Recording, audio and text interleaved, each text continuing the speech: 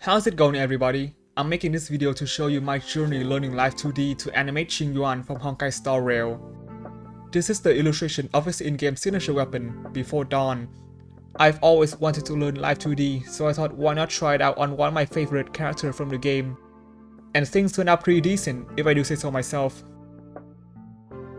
I'm going to briefly narrate over my process in this video. I also uploaded a full unedited time-lapse to this channel, so if you want to see everything, you can check that one out. I started off by sketching over to plan out the parts to separate. Messing this part up can take a lot of time to fix, so I wanted to make sure I get it right the first time.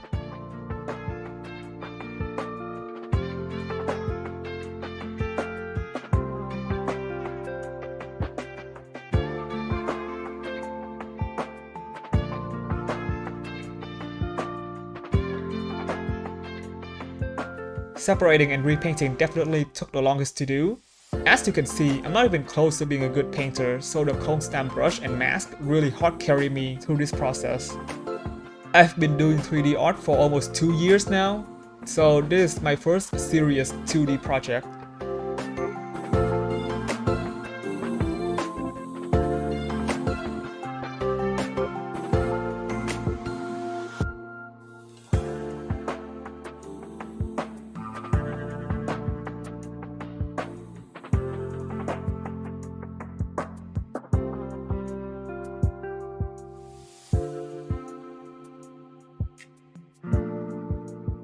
I noticed something while separating the image. The original illustrator painted two types of outlines. There's the usual dark colored one, and then just on the outer edge of each object, there's a tiny halo-like outline. I guess this is one of the elements that make up Hoyoverse's distinct style. Pretty cool, but also problematic for me since these halo outlines are translucent. I tried to replicate them by painting in low opacity. This didn't work out at all, and I had to trim them off anyway when I saw how weird they were during animation.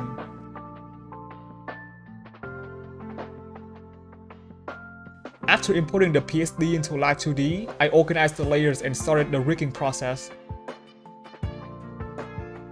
Coming from Blender, these tools and concepts were quite familiar.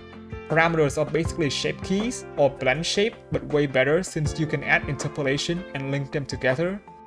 Art Mesh is the topology of each object. Good topology allows for good deformation. Deformers are big controllers that can deform one or multiple objects. Still, I was constantly switching back and forth between YouTube and the app to watch tutorials and see how the artist worked.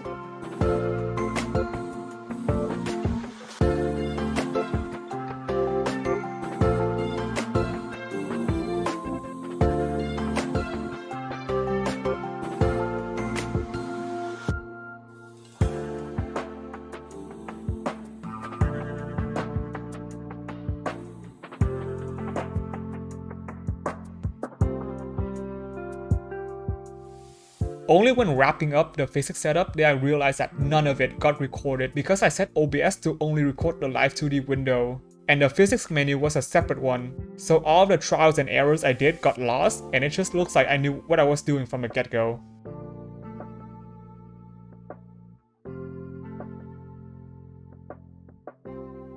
The physics I got going right now has an offset breath parameter, with the main breath as input, so different parts can idle at different rates.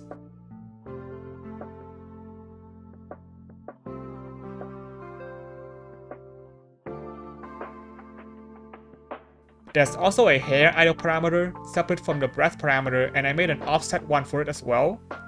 Short hair strands are rigged with just X and Y parameters, and a single pendulum, while long hair has two X, one Y parameters, and uses two pendulum.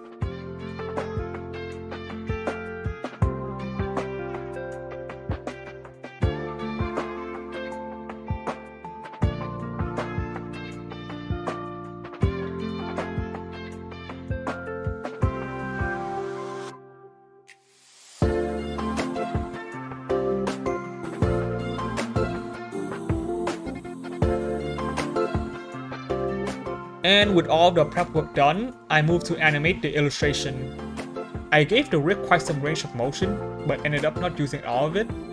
Jing Yuan looks very laid back here, so I try making his movement as subtle as possible, but not so much that he looks sluggish.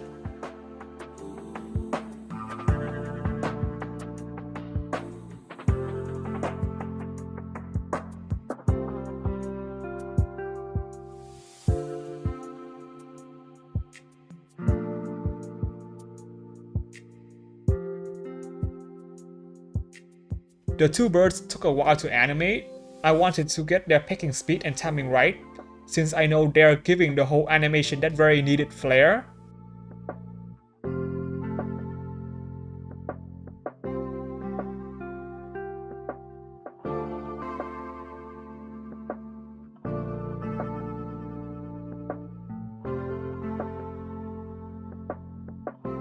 The rest is just some post-production.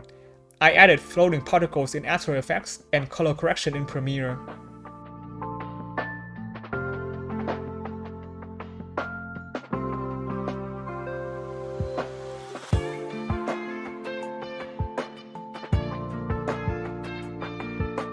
It was really refreshing to dive into something different from what I've been doing for so long. I'll definitely continue to do more Live2D projects. I do want to get better at this. If you'd like to see more of my works, you can follow me on Twitter or X @EricStelArt. I also post all of my stuff to Pixiv, links in the description. And finally, thank you for watching this video.